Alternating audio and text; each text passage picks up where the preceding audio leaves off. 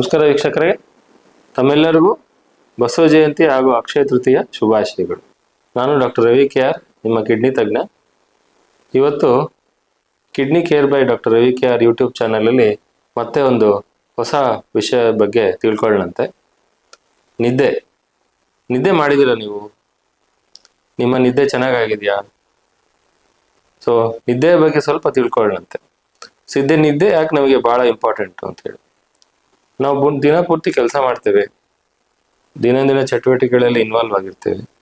ಆದ ನಂತರ ನಾವು ಸಾಯಂಕಾಲ ಮನೆಗೆ ಹೋದಾಗ ಒಳ್ಳೆ ವಿಶ್ರಾಂತಿ ತಗೊಂಡಾಗ ನೆಕ್ಸ್ಟ್ ಮರುದಿವಸ ನಮಗೆ ಮತ್ತೆ ಕೆಲಸ ಮಾಡಲಿಕ್ಕೆ ಒಂದು ಹೊಸ ಎನರ್ಜಿ ಬರುತ್ತೆ. ಸೊ ಎನರ್ಜಿ ಬರಬೇಕು ಅಂದರೆ ನಿಮ್ಗೆ ನಿದ್ದೆ ಸರಿಯಾಗಬೇಕು, ಹೌದಲ್ವಾ? ಸೊ ನಿದ್ದೆ ಬಗ್ಗೆ ಸ್ವಲ್ಪ ತಿಳ್ಕೊಳ್ಳೋಣ. ಸೊ ನಾವು ಮಲಗಬೇಕಾದ್ರೆ ಒಂದು ಸಂಪೂರ್ಣ ನಿದ್ದೆ ಆಗಬೇಕು ಅಂತಂದರೆ ಕನಿಷ್ಠ 7 ರಿಂದ 9 ಅವರ್ ನಿದ್ದೆ ಮಾಡಬೇಕು. ವಯಸ್ಕರಲ್ಲಿ, ದೊಡ್ಡವರಲ್ಲಿ. ಮಕ್ಕಳಲ್ಲಿ ಇನ್ನೂ ಜಾಸ್ತಿ ನಿದ್ದೆ ಮಾಡ್ತಾರೆ. ಹುಟ್ಟಿದ ಮಕ್ಕಳು ಸುಮಾರು 18 ರಿಂದ 20 ಅವರ್ ನಿದ್ದೆ ಮಾಡ್ತಾರೆ. ಮತ್ತೆ ದೇಹದ ಬೆಳವಣಿಗೆ ಆಗ್ತಿದ್ದಂಗೆ ನಿದ್ದೆಯ ಒಂದು ಡ್ಯೂರೇಷನ್ ಕಡಿಮೆ ಆಗ್ತಾ ಬರುತ್ತೆ. ಹಾಗಾಗಿ ದೊಡ್ಡವರಲ್ಲಿ 7 ರಿಂದ 9 ಅವರು ನಮ್ಮ American association of sleep disorders ಅವರು ಹೇಳ್ತಾರೆ, 7 ರಿಂದ 9 ಅವರ್ ಮಲಗಿದ್ರೆ ಒಳ್ಳೇದು ಅಂತೇಳಿ. ಸೊ ನಿದ್ದೆ ಮಾಡೋದಾಗ ಏನೇನಾಗುತ್ತೆ ಅಂತ. ಸೊ ನಿದ್ದೆ ಮಾಡೋದಾಗ ನಾವು 2 ಥರ ಅದನ್ನ ಡಿವೈಡ್ ಮಾಡ್ತೇವೆ. ಒಂದು NREM ಸೈಕಲ್ ಅಂತೇಳಿ, ನಾನ್ ರ್ಯಾಪಿಡ್ ಐ ಮೂಮೆಂಟ್ಸ್ ಅಂತ. ಇನ್ನೊಂದು REM ಅಂತೇಳಿ, ರ್ಯಾಪಿಡ್ ಐ ಮೂಮೆಂಟ್ ಸೈಕಲ್ ಅಂತೇಳಿ. ಸೊ ನಾವು ನಿದ್ದೆ ಹತ್ತಿದಾಗ ನಮಗೆ NREM ಮೂಮೆಂಟ್ಸ್ ಅಂತ ಕರಿತೇವೆ. ಸೊ NREM ಸ್ಟೇಜಲ್ಲಿ ಸ್ಟೇಜ್ 1, ಸ್ಟೇಜ್ 2 ಮತ್ತು ಸ್ಟೇಜ್ 3 ಇರುತ್ತೆ. NREM ಸ್ಟೇಜ್ಗಳಲ್ಲಿ ನಮ್ಮ ಬಾಡಿ ರಿಲ್ಯಾಕ್ಸ್ ಆಗ್ತಾ ಹೋಗುತ್ತೆ, ನಮ್ಮ ಮಸಲ್ಸ್ ರಿಲ್ಯಾಕ್ಸ್ ಆಗ್ತಾ ಹೋಗುತ್ತೆ, ಹಾರ್ಟ್ ರೇಟು, ಬ್ಲಡ್ ಪ್ರೆಷರು ಕಡಿಮೆ ಆಗ್ತಾ ಬರುತ್ತೆ. ಇದಕ್ಕೆ ನಾವು ಪ್ಯಾರಾಸಿಂಪಥೆಟಿಕ್ ಫೇಸ್ ಅಂತ ಕರಿತೀವಿ. ಸೊ NREM ಮೂಮೆಂಟ್ಸ್ ಅಲ್ಲಿ ಏನಾಗುತ್ತೆ, ಬಾಡಿ ಕ್ರಮೇಣವಾಗಿ ರಿಲ್ಯಾಕ್ಸ್ ಆಗ್ತಾ ಬರುತ್ತೆ. ಈ ಒಂದು NREM ಮೂಮೆಂಟ್ಸ್ ಆದ್ಮೇಲೆ ಬರುವಂತ ಸ್ಟೇಜ್ಗೆ ನಾವು ರ್ಯಾಪಿಡ್ ಐ ಮೂಮೆಂಟ್ ಸ್ಟೇಜ್ ಅಂತ ಕರಿತೀವಿ. ಇದು ನಿದ್ರೆ ಮಾಡುವಾಗ ಆಗುವಂತ 2ನೇ ಸ್ಟೇಜ್ ಇದು. ಸೊ ರ್ಯಾಪಿಡ್ ಐ ಮೂಮೆಂಟ್ಸ್ ಅಂದ್ರೆ REM ಸ್ಟೇಜಸ್ ಅಲ್ಲಿ ಹಾಗೂ ಕೂಡ ಸಾಕಷ್ಟು ಚೇಂಜಸ್ ಇರುತ್ತೆ. ಈ REM ಸ್ಟೇಜಸ್ ಅಲ್ಲಿ ನಮಗೆ ಸಾಕಷ್ಟು ಕನಸುಗಳು ಬೀಳ್ತವೆ. ಕನಸುಗಳು ಆವತ್ತಿನ ನಾವು ಏನು ಚಟುವಟಿಕೆ ಮಾಡಿರ್ತೀವಿ, ಆಗು ಹೋಗುಗಳಿರ್ತವೆ, ಅದೆಲ್ಲ ನಮ್ಮ ಮೆದುಳು ಸಂಸ್ಕರಿಸ್ಕೊಂಡಿರುತ್ತೆ.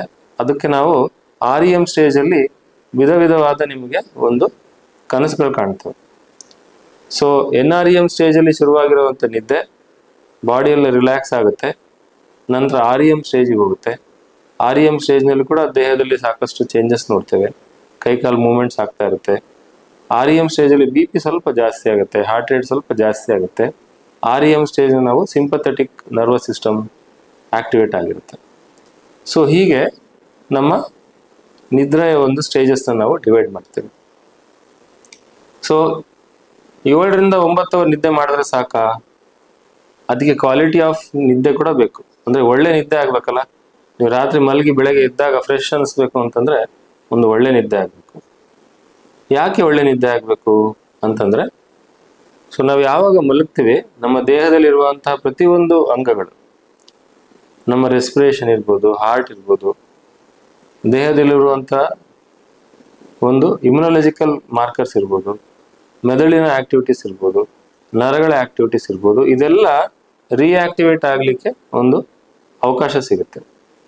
ಹಗಲೆಲ್ಲ ಚೆನ್ನಾಗಿ ಕೆಲಸ ಮಾಡಿರ್ತದೆ, ನಿಮ್ಮ ಮಸಲ್ಸ್ ಕೆಲಸ ಮಾಡಿರುತ್ತೆ, ಎಲ್ಲ ರೀತಿ ಆರ್ಗನ್ಸ್ ಕೆಲಸ ಮಾಡಿರುತ್ತೆ. ಅದಕ್ಕೆ ರೆಸ್ಟ್ ಬೇಕು. ಸೊ ಒಂದು ಪರಿಪೂರ್ಣ ನಿದ್ದೆ ಚೆನ್ನಾಗಿ ಆಗಬೇಕು ಅಂದರೆ, ಕ್ವಾಲಿಟಿ ಆಫ್ ಸ್ಲೀಪ್ ಚೆನ್ನಾಗಿರ್ಬೇಕು ಅಂದರೆ ನಿಮ್ಮ ನಿದ್ದೆ ಚೆನ್ನಾಗಿರ್ಬೇಕು. NREM ಸ್ಟೇಜ್ನಲ್ಲೂ ಚೆನ್ನಾಗಿರ್ಬೇಕು, REM ಸ್ಟೇಜ್ನಲ್ಲೂ ಚೆನ್ನಾಗಿರ್ಬೇಕು. ಸೊ NREM ಸ್ಟೇಜ್ ಮತ್ತು REM ಸ್ಟೇಜ್ ಸೇರಿ ಸುಮಾರು 60 ರಿಂದ 70 ನಿಮಿಷಗಳ ಕಾಲ ಆಗುತ್ತೆ. ಈ ಒಂದು ಸೈಕಲ್ ರಿಪೀಟ್ ಆಗಿ ನಾವು ಬೆಳಗ್ಗೆ ಎದ್ದೇಳೋಷ್ಟೊತ್ತಿಗೆ 6 ರಿಂದ 7 ಸೈಕಲ್ಸ್ ಈ NREM ಮತ್ತು REM ಸ್ಟೇಜಲ್ಲಿ ನಾವು ರಿಪೀಟ್ ಆಗ್ತಾ ಇರ್ತೀವಿ. ದೇಹದಲ್ಲಿ ಆದ ಸಾಕಷ್ಟು ಚೇಂಜಸ್ ಕೂಡ ನೋಡ್ತಾ ಇರ್ತೀವಿ. ಸೊ ಚೆನ್ನಾಗಿ ನಿದ್ದೆ ಮಾಡಿದ್ರೆ ಏನಾಗುತ್ತೆ, ಇದು ತುಂಬ ಇಂಪಾರ್ಟೆಂಟ್. ಮುಖ್ಯವಾಗಿ ನಮ್ಮ ಮಸಲ್ಸ್ ರಿಲ್ಯಾಕ್ಸ್ ಆಗುತ್ತೆ ಚೆನ್ನಾಗಿ ನಿದ್ದೆ ಮಾಡಿದಾಗ. ನಮ್ಮ ಮಸಲ್ಸ್ ಅಲ್ಲಿರುವಂತಹ ಪ್ರತಿಯೊಂದು ಮಸ್ಕ್ಯುಲರ್ ಸಿಸ್ಟಮ್ ರಿಲ್ಯಾಕ್ಸ್ ಆದಾಗ ಅದಕ್ಕೆ ಮತ್ತೆ ಕೆಲಸ ಮಾಡಲಿಕ್ಕೆ ಬೇಕಾಗುವಂಥ ಎನರ್ಜಿ ಚೆನ್ನಾಗಿ ಡೆವಲಪ್ ಆಗುತ್ತೆ. ಬ್ರೈನ್ಗೆ ಒಂದು ರಿಲ್ಯಾಕ್ಸೇಷನ್ ಸಿಗುತ್ತೆ ನಾವು ಮಲಗಿದಾಗ. ಯಾಕಂತಂದ್ರೆ ಸಾಕಷ್ಟು ರೆಸ್ಪಾನ್ಸ್ನ ತಗೊಂಡಿರುತ್ತೆ ಬ್ರೈನ್. ದಿನದಲ್ಲಿ ಏನೇನು ಆಗಿರುವಂತಹ ಒಂದು ಸೋಷಿಯಲ್ ರೆಸ್ಪಾನ್ಸ್ ಇರ್ಬೋದು, ಮೆಂಟಲ್ ರೆಸ್ಪಾನ್ಸ್ ಇರ್ಬೋದು, ಇದನ್ನೆಲ್ಲ ಒಂದು ಅಕ್ಯುಮುಲೇಷನ್ ಮಾಡಿ ಬ್ರೈನ್ ತನ್ನದೇ ಆದ ಒಂದು ನಿರ್ಧಾರಕ್ಕೆ ಬರೋದಕ್ಕೆ ಒಳ್ಳೆ ನಿದ್ದೆ ಆಗಿರಬೇಕು. ಹಾಗಾದರೆ ನಮ್ಮ ದೇಹದಲ್ಲಿರುವಂತಹ ಅದು ಇಮ್ಯೂನ್ ಸಿಸ್ಟಮ್, ದೇಹದಲ್ಲಿ ರೋಗ ನಿರೋಧಕ ಶಕ್ತಿ ಏನಿರುತ್ತೆ ಅದು ನಮಗೆ ಚೆನ್ನಾಗಿ ನಿದ್ದೆ ಮಾಡಿದಾಗ ನಮ್ಮ ರೋಗ ನಿರೋಧಕ ಶಕ್ತಿ ಚೆನ್ನಾಗಿರುತ್ತೆ.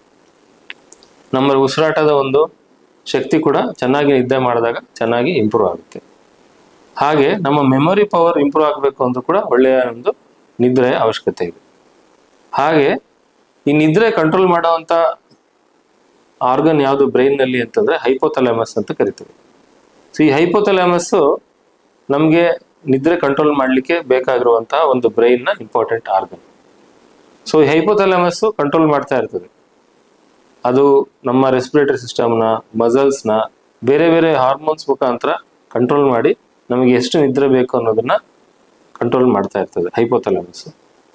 ಸೊ ಹೀಗೆ ನಮ್ಮ ದೇಹದ ಪ್ರತಿಯೊಂದು ಚಟುವಟಿಕೆಗಳು ಆ ದೈನಂದಿನ ಕೆಲಸವನ್ನು ಮುಗಿಸಿ ನಾವು ಒಳ್ಳೆ ನಿದ್ರೆ ಮಾಡಿದ್ರೆ ನೆಕ್ಸ್ಟ್ ಡೇಗೆ ನಾವು ಆಕ್ಟಿವೇಟ್ ಆಗ್ತೀವಿ. ಆಕ್ಟಿವೇಟ್ ಆದಾಗ ನಮ್ಮ ಆರೋಗ್ಯದಲ್ಲಿ ಇನ್ನೂ ಚೇತರಣೆ ಕಾಣ್ಕೊಳ್ಳುತ್ತೆ. ಇನ್ನು ನಾವು ಹೆಚ್ಚು ಶಕ್ತಿಯುತರಾಗಿ ನೆಕ್ಸ್ಟ್ ದಿನ ಮರುದಿವಸದ ಕೆಲಸನ ನಾವು ಮಾಡ್ಬೋದು. ಹೀಗೆ ನಿದ್ರೆಯ ಒಂದು ಸಂಪೂರ್ಣತೆ, ಅದು ಕ್ವಾಲಿಟಿ ಅಷ್ಟೇ ಅಲ್ಲ, ಕ್ವಾಂಟಿಟಿ ಕೂಡ ಇಂಪಾರ್ಟೆಂಟು. ಸೊ 7 to 9 hours ನಿದ್ದೆ ನಮಗೆ ಬೇಕೇ ಬೇಕು. ಅದಲ್ಲದೆ ನಿದ್ರೆಯ ಒಂದು ಕ್ವಾಲಿಟಿ ಕೂಡ ಇಂಪಾರ್ಟೆಂಟು. ನೀವು ಎಷ್ಟು ಅವರ್ ಮಲಗ್ತಾ ಇದ್ದೀರಾ, ಕಂಟಿನ್ಯೂಸ್ ಆಗಿ ಮಲಗ್ತಾ ಇದ್ದೀರಾ, ಇಂಟರ್ಮಿಟೆಂಟ್ ಆಗಿ ಮಲಗ್ತಾ ಇದ್ದೀರಾ, ಭಾಳ ಡಿಸ್ಟರ್ಬೆನ್ಸ್ ಇದೆಯಾ, ಇದೆಲ್ಲ ವಿಚಾರಗಳು ನಾವು ಮನಸ್ಸಲ್ಲಿ ಇಟ್ಕೊಂಡ್ರೆ ನಿಮ್ಮ ಆರೋಗ್ಯದ ಬಗ್ಗೆ ಒಂದು ಕಾಳಜಿನ ನಾವು ವಹಿಸ್ಬೋದು.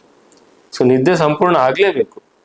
ನಿದ್ದೆ ಸಂಪೂರ್ಣ ಆಗಲಿಲ್ಲ ಅಂತಂದರೆ ಸಾಕಷ್ಟು ರೋಗಗಳು ಬರುತ್ತೆ ನಿಮಗೆ. ಸಾಕಷ್ಟು ಇನ್ಫೆಕ್ಷನ್ಗಳಿಗೆ, ಬೇರೆ ಬೇರೆ ರೀತಿಯ ಕಾಯಿಲೆಗಳಿಗೆ ನಾವು ನಮ್ಮನ್ನು ರಿಸ್ಕ್ ಫ್ಯಾಕ್ಟರ್ಸ್ ಆಗಿ ತಗೊಳ್ತೀವಿ. ನಿದ್ದೆ ಸರಿ ಮಾಡಲಿಲ್ಲ ಅಂದ್ರೂ ಕೂಡ ನಿಮಗೆ ಒಂದು ರಿಸ್ಕ್ ಫ್ಯಾಕ್ಟರ್ ಅದು. ಹಾಗಾಗಿ ನಿದ್ದೆ ಬಗ್ಗೆ ಕೆಲವು ಅಂಶಗಳನ್ನ ತಿಳ್ಕೊಳ್ಳಂತೆ.